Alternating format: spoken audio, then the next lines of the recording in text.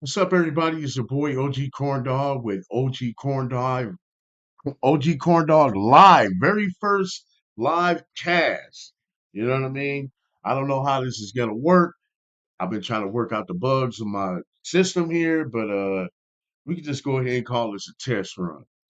But what we got today, we're gonna be covering the updated details on David case after he was arrested. It's probably his fourth day. He's been arrested. Raymond was Monday, yesterday, and they got some details that's out there. I also want to let everybody out there to know, you know what I'm saying? I'm probably moving in a different direction, covering some hip hop news on my live, you know what I'm saying? I also have some other reaction videos, kind of police shootings and police reaction videos. Tap in, check that out. You know what I'm saying? Share, like, and subscribe. You know what I'm saying? You can also catch me and my boys' podcast, Classic Live. That's with a K, one S, on YouTube, Tuesdays, Thursdays, and Saturdays at 8 o'clock. You know what I mean? Tap in if you want to get a more insight of, you know, things that I'm other doing than on my podcast. You know what I'm saying? But we're gonna go on and just tap in with this details or this updated details we got here with David. Yeah, five grisly details exposed in David murder. I don't complain. Yeah. This guy right here, man, he gives me the creeps. But let's get into this and see what's really popping, what's the details after this and what we got to look forward to in this case. You know what I mean? So let's see what's going on here, huh? We believe that Mr. Burke is entitled at the earliest opportunity to an open preliminary hearing and the proceedings not be done in secret. So we are asking for a preliminary hearing to be set at the earliest possible date. David was in court. The criminal complaint, including the complex murder charge, has been made public, and I interviewed the Los Angeles County District Attorney about what is going on right now. Lot to get into with the latest in the murder case of David, the man accused of brutally. Really a lot to say about how the police and the district attorney was handling this because it seemed like from the hearsay that I heard about that with the police, you know, they kept coming forward to the DH, hey, do this now, do this now, and the DA kept saying, hey, I don't have enough. You know what I'm saying? I don't have enough. I want to make sure I have enough. So the police went on and arrested him and said, okay, now it's on your hands. Either you're gonna file these charges or you're not. So it seemed like they set him up to go ahead and file the charges. And he kept telling them, hey, I don't have enough. Maybe he doesn't have enough. I don't know. You know what I'm saying? Because this is a weird case. You know what I mean? But let's get back into it. Killing a 14-year-old girl. We want to break down the statements, what to expect from an upcoming hearing, whether this is a strong case, what the evidence may be. Is there a tension between the LAPD and the DA on charging David? A lot to get into. We're going to start right now. Welcome to Sidebar, presented by Law and Crime. I'm Jesse Weber. By the way, if you're into content creation, if you're putting things out on social media, have you ever wondered how we're able to share so many of these clips from all of these cases, all of these stories so quickly as they're all unfolding? Here's a secret. Not a secret, I'm going to tell you what it is. Tell me. It's an all-in-one AI editor that makes it so easy to cut, create, and upload videos across any platform. Through AI, Opus Clip generates B-roll, it reframes footage, and it even cleans up audio. It is so easy. You just visit I'm about to skip this, opus.pro/sidebar. You sign up, you upload. In minutes, but you have it's also perfectly edited intriguing. clips ready to go for TikTok, Shorts, Reels. Opus Clip All right, that's is your enough, man. one-stop What's the shop. risk? And Let's having a get to tool this like Opus case. Clip means that You our know what I producers mean? can get you viral courtroom Come on updates now. instantly. This is the most powerful tool there is to share ideas Well, and edit thank you like a for pro. So sharing go that to with me. Okay, let's go, Jesse. opus.pro/sidebar to get a free week and then 50% off. So All a right, lot more Jesse. David news. Shouts We out to got Law Brett and Byrne. Crime. We have the criminal complaint. We have his first court appearance. I have my interview with the Los Angeles County District Attorney regarding the timing of these charges because there was a theory that the LAPD and the DA's office, maybe they weren't on the same page. We have a statement from David's family.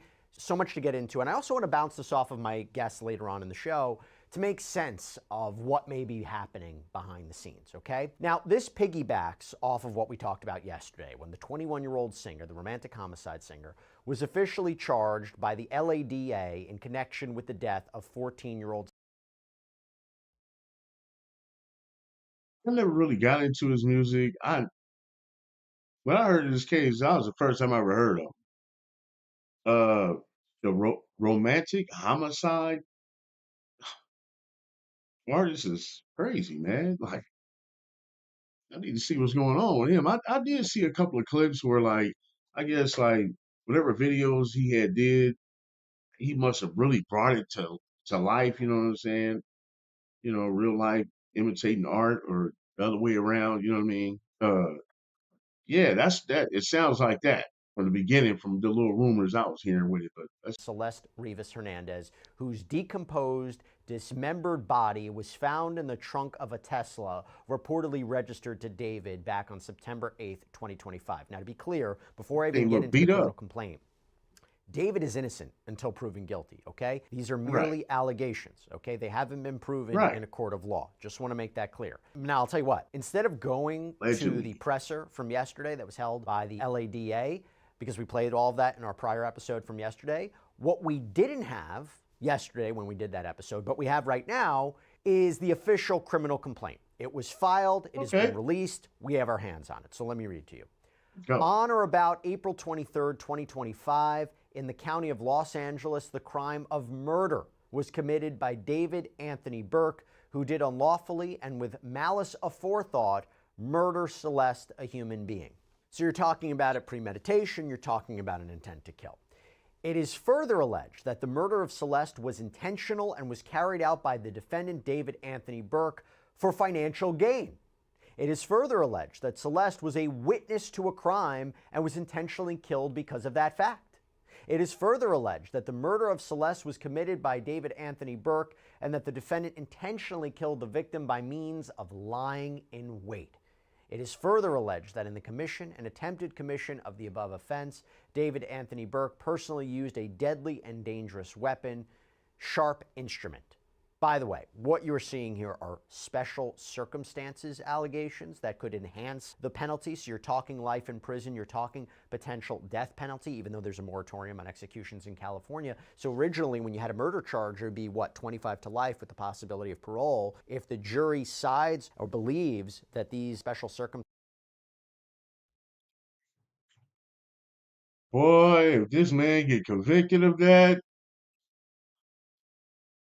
they're gonna love him.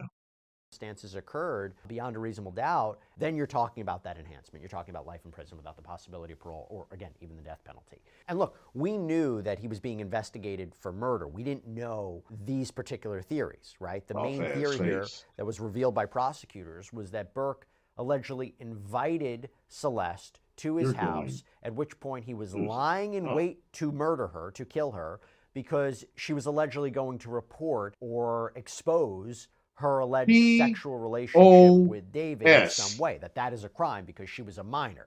Y'all So figure out that again, the acronym. circumstances of that are not entirely clear. I don't know how they're going to prove that, but that seems to be their main theory, which brings me to the next charge. On or between September 7th, 2023 and September 7th, 2024 in the county of Los Angeles, the crime of continuous sexual abuse in violation of Penal Code Section 288.5, a felony, was committed by David Anthony Burke, who did unlawfully engage in 3 and more acts of substantial sexual conduct and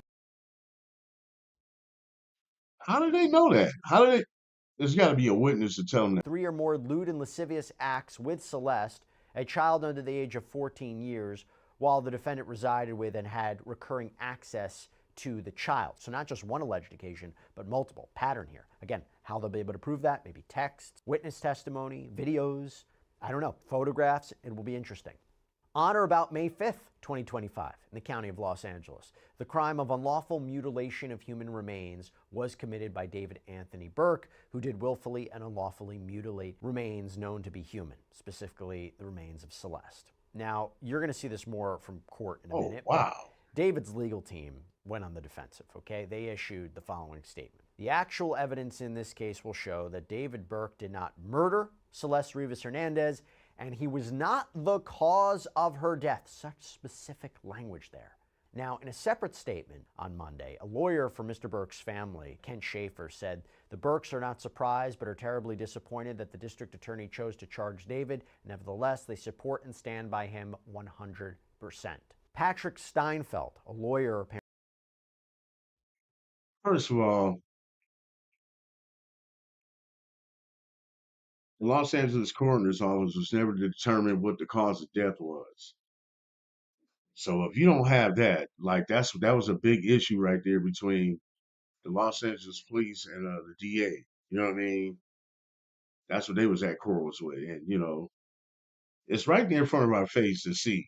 We know what's going on, and that was one of the big reasons why the DA didn't want to step up his game and was forced to by the LAPD. Yikes! Apparently for the Rivas Hernandez family, said in a statement that family members were, quote, committed to ensuring that Celeste's voice is heard, and added that upon learning of David's arrest, her father, Jesus Rivas, said, "Thank God, justice for Celeste." And then we go to what happened later on in the day yesterday. David's arraignment, okay, where the defense requested an immediate preliminary hearing. I'm going to explain this afterwards, but take a look. Counsel, on behalf of your client, do you waive formal reading of the complaint, advisement of rights, including armed forces and veterans' rights, enter a plea of not guilty, denying any and all special allegations, enhancements, and priors? Yes, Your Honor. And you're requesting a preliminary hearing within the period? Yes, Your Honor. From the media reports, apparently there have been 4 months of secret grand jury proceedings. We believe that Mr. Burke is entitled at the earliest opportunity to an open preliminary hearing and the proceedings not be done in secret. So we are asking for a preliminary hearing to be set at the earliest possible date on the 10th day. Your Honor, we believe the actual evidence will show David Burke did not murder Celeste Rivas Hernandez, nor was he the cause of her death. And we would like to be able to have the evidence come into the light of day at the earliest opportunity in order to establish that. She said that the cause of death, they want the preliminary hearing so they can see the evidence. You know what I'm saying? They want to see what they got. You know what I mean? Which is a good call by that side right there, the defense. That's a good call. It's about to get. We're asking for April 23rd as a 3 of 10, Your Honor. So maintaining his innocence, saying he didn't murder her, not the cause of her death. Again, find that interesting because I do wonder, what are you saying here? That there's going to be a battle of experts? It's not entirely clear what caused her death. Are you going to be pointing the finger at someone else? It goes to the idea of the preliminary hearing. So as opposed to a grand jury, which is a secret proceeding, it's more one-sided. You have jurors, you just need a majority to determine there's probable cause to indict. Here you go to a court. You present the evidence by the prosecution to suggest there's probable cause for this case to move forward. The defense has an opportunity to fight back, though, at this hearing. And it's interesting that they're asking for this immediate. They want to put the pressure, it seems, on the prosecution. So again, not the typical grand jury route. I want you to keep that in mind because, again, I interviewed LADA, Los Angeles District Attorney Nathan Hochman, who filed these charges. You'll see what he had to say in a minute. But from there, you get a back and forth in court yesterday on discovery, the evidence in the case, a back and forth on the coroner's report, because as we know, the ME's findings have been sealed. But as you're about to see, maybe not for long. We have been given almost no discovery thus far. We received a 3-page follow-up report, no autopsy report, and a copy of the complaint. And we would ask the people respectfully to produce discovery at the earliest opportunity. Your Honor, as I've indicated to counsel, there's approximately 40 terabytes of discovery in this case. Moreover, in order to obtain the transcripts from a grand jury investigation, counsel has to file a motion. She knows the way the system works. I'm not able to gather those. They have to be provided after the court orders them released because it was an investigation. Second of all, if counsel plans on going to a preliminary hearing within the 10 days, it is unlikely that there will be very much discovery provided within that period, given the voluminous nature and how long it's going to take to copy onto drives.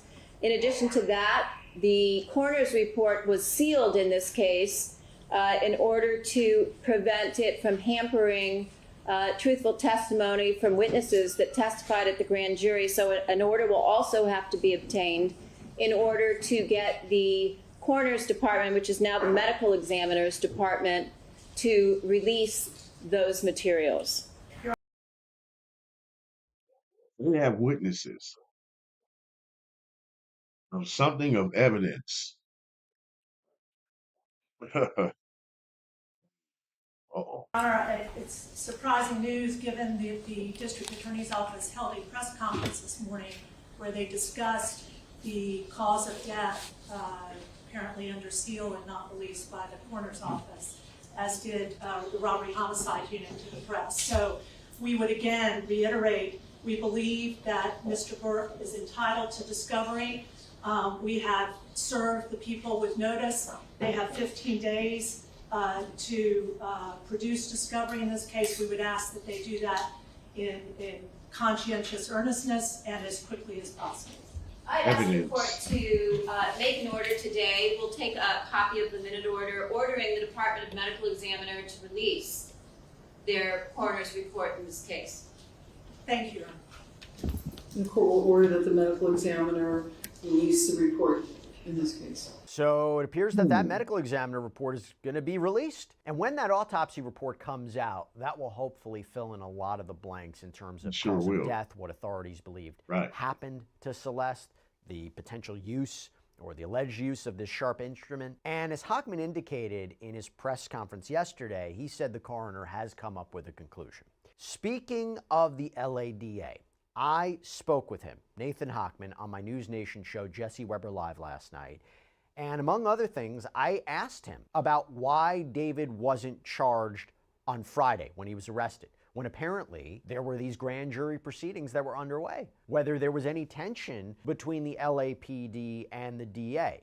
Like maybe something happened in the grand jury proceedings, something was a holdup and they couldn't get back an indictment, and the LAPD arrested David, put pressure on the DA's office to charge. Here was his response. There's an investigative grand jury that hears testimony, can receive documents through subpoenas, and then there's an indictment grand jury.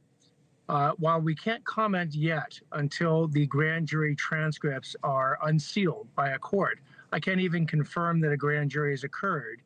There have been media reports that certain individuals, both cooperative witnesses and uncooperative witnesses, went in front of the grand jury. So there was this report that perhaps you weren't on the same page when it came to charging David. Your response?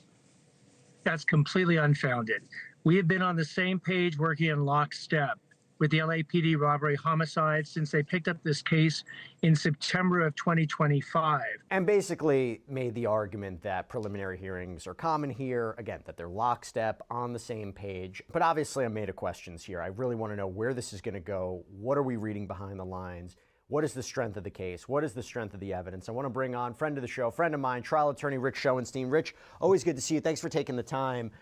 There's so much to break down here. First of all, the charges. We anticipated that there was going to be a murder charge, right? What we didn't anticipate, or at least I'll speak for myself, multiple theories here, right? Multiple special allegations, lying in wait, witness, financial gain. Theories. You heard that, right? I didn't see that. And also the sex crimes charges, right? I mean, that was another big one where there had been this thought, if you want to charge David, if you want to go after him, is there not evidence that he was allegedly involved in a sexual relationship with a minor? You could have arrested him earlier on and then figured out the homicide charges. So I'm made of questions here. First, let me ask you, the murder charge and the way that they're charging it, it seems like they're going different paths towards a potential conviction.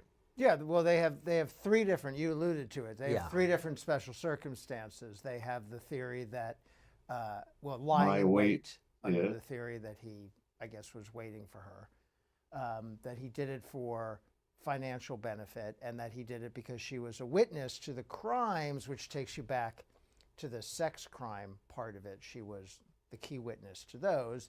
And those are all special circumstances that get you up to murder one and even potentially make it a death penalty eligible case. How do they prove that? Again, I interviewed Nathan Hochman. He wouldn't reveal too much about that. Obviously, it's an ongoing case. But how are they going to prove that he specifically was lying in wait, that he lured her to the house, that he was concerned about his career, about her exposing him or allegedly exposing him? So I don't know, sitting here today, how they're going to prove any of it, except that obviously they can prove that she's dead and that her body was dismembered, right?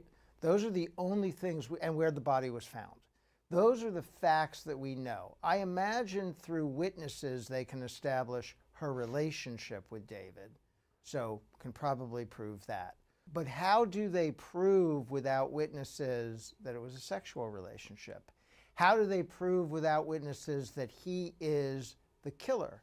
I think the theory is he lured her in, murdered her, and dismembered her. How are they going to prove that he did that as opposed to somebody in his ambit or somebody else? Right. A lot of it has been she went to the house, she was never seen again. And that is like what they really focused on. Obviously, they didn't get into more details, but I guess that piece of circumstantial evidence, right? They didn't say there was a smoking gun. They said it was the totality of the evidence. They can show she showed up to the house and was never seen again, and it was a property that was in, I don't think it was necessarily one that he owned, but or that was rented for him, where he was staying at. I guess they will establish that he was the only one in the house, or maybe. See, that part right there, because at that time of the supposedly unaliving, he was on tour, and like they just said, his ambient, his entourage or whoever he got hanging around at the house watching over the house. You know what I'm saying? Could have been a house sitter there, and she was just there hanging out with the house sitter and everybody else that be partying there. You know what I mean? But I mean that's another theory that the defense can bring in. So there's nothing wrong with circumstantial evidence. There's lots of these cases are built on circumstantial evidence. So the circumstantial evidence is her body was found in his car and it was dismembered. So that is circumstantial evidence. She had a relationship with him. I guess there's evidence that she went to the house, but I don't think we know all the evidence they have because we haven't had this preliminary hearing yet. We haven't seen it. We're going to find out more about the evidence. And the things I'm looking for, what is the scientific evidence, right? They examined her body. What did they find? Did they find his DNA? And what is the witness testimony that they have? Because there's been references to cooperating and non-cooperating witnesses. Who exactly is going to say what? I would imagine that's been a lot of the reason these proceedings have been delayed and pretty secretive. By the way, so you heard me have the back and forth with Nathan Hochman last night, and he said, look, LAPD, DA's office, we've been in lockstep. That, in LA, there's an investigative grand jury that just hears witnesses and maybe locks in testimony, right? And there's a difference between a grand jury that indicts.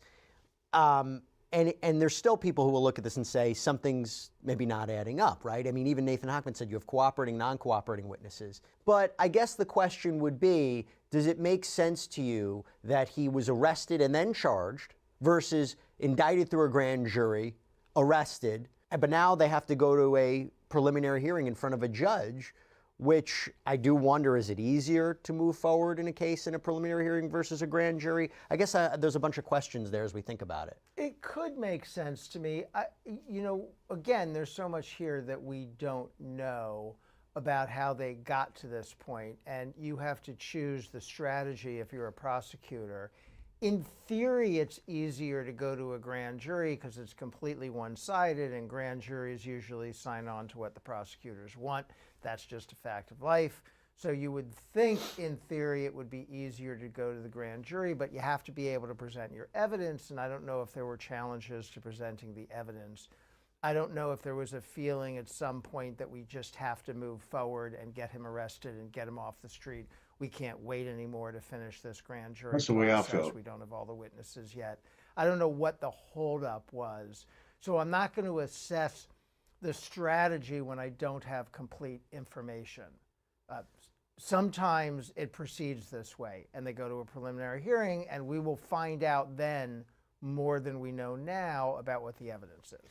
And I mean, he made it seem LAPD, DA's office, we're in lockstep. I asked him, I said, you know, there is a theory here that LAPD made the arrest, put the pressure on your office to charge because there was some hang up in the grand jury, and he goes, it's unfounded. I interviewed Mark Garagos afterwards, and he seemed to disagree.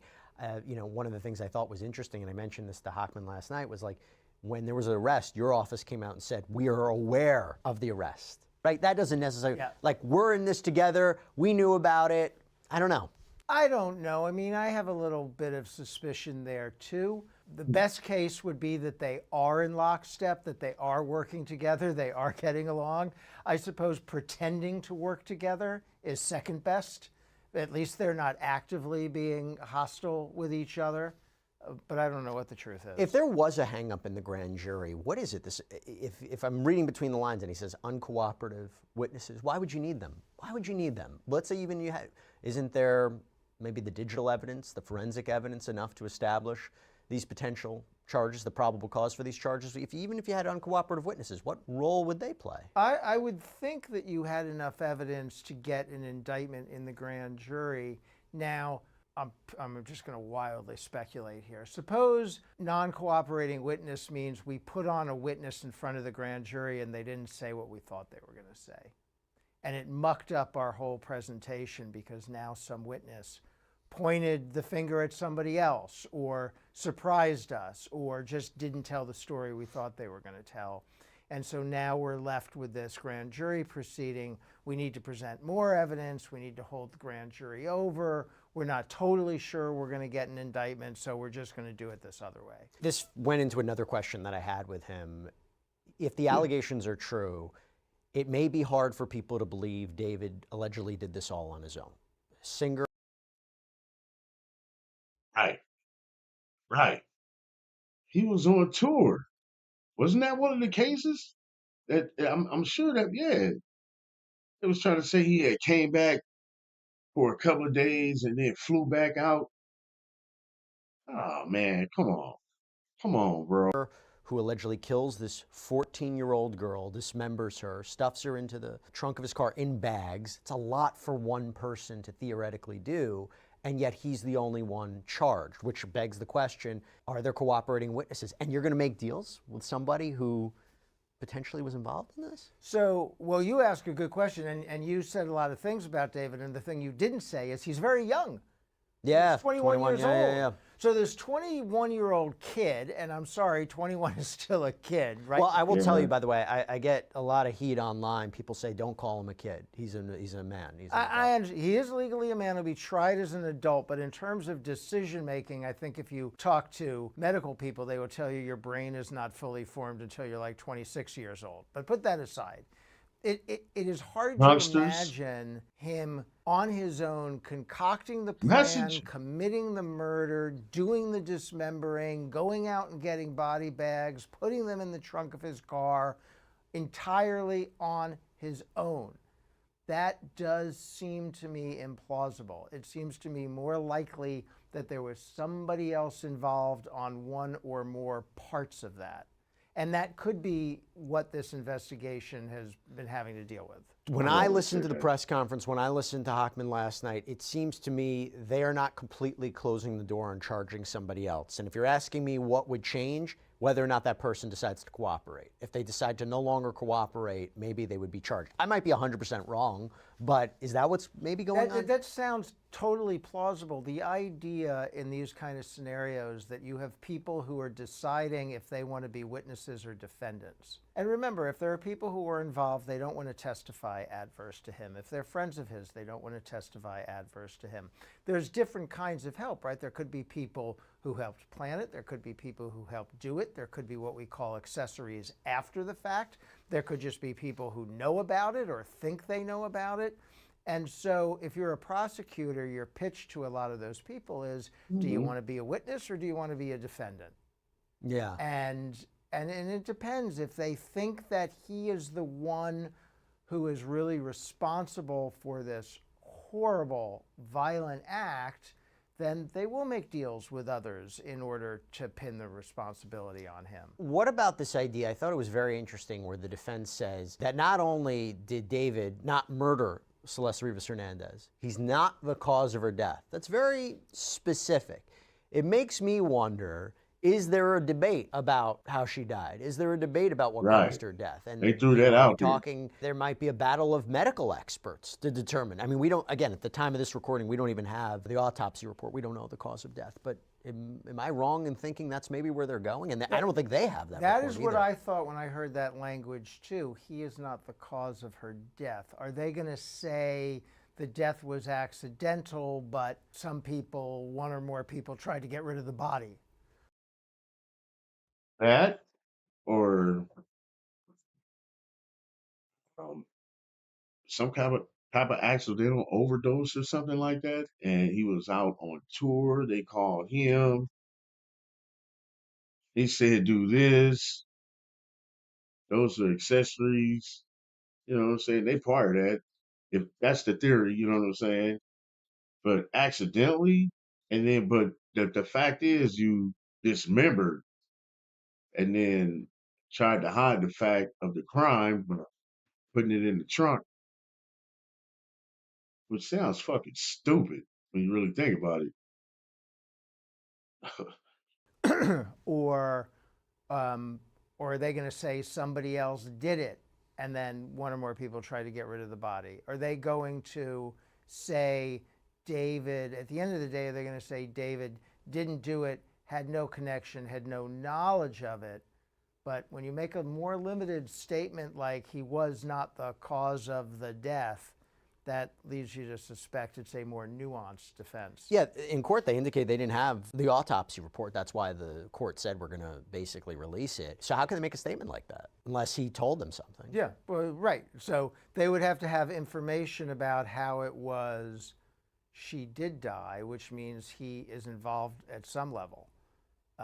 And then the question would be, even if you're not responsible for the death per se, there are other crimes here that appear to have been committed. I mean, starting with the sex crimes, because it sounds like this legal adult, as you say, was having a relationship with a 13-year-old, which is not legal. And look, the state of her body, the decomposition, the dismemberment, I do wonder if that's going to complicate cause of death. I remember in the press conference, he indicated, Nathan Hochman indicated that the coroner, the medical examiner, did come up with a conclusion as to cause of death. But if they're debating it, the defense, I wonder if there's room.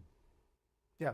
I think that defense would point, the defense is going to put the prosecution to the test of proving cause of death, and then of tying that cause of death to this defendant. That's going to be the difficult aspect. And the prosecution's going to try to help that with this motive stuff, right? She was going to be a threat to his future impending stardom, and she was a witness to things that were criminal acts, and therefore he wanted her out of the way.